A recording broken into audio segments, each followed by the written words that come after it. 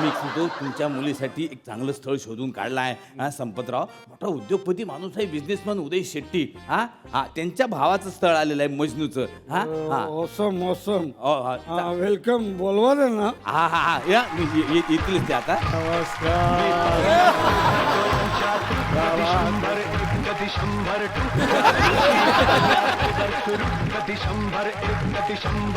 You know my age and 30 plus 9.